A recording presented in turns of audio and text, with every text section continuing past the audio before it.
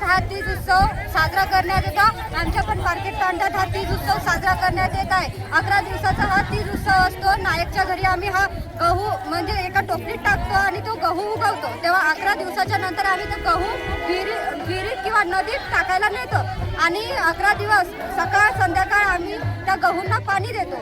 ही परंपरा 5000 वर्षापासून सुरू आहे आणि ही परंपरा पुढे पण चालावी अशी आमची विनंती आहे। आणि आम्हाला असं शासनांना असं म्हणायचं आहे की फक्त ही आमची बंजारा संस्कृती आहे, हा आमचा बंजारा त्योहार आहे, तर शासनाने या त्योहारानिमित्त शासकीय सुट्टी दिली पाहिजे। फक्त आमची एवढी मंजुरी करावी। आपण काय माहिती देसाल? जय सेवालाल।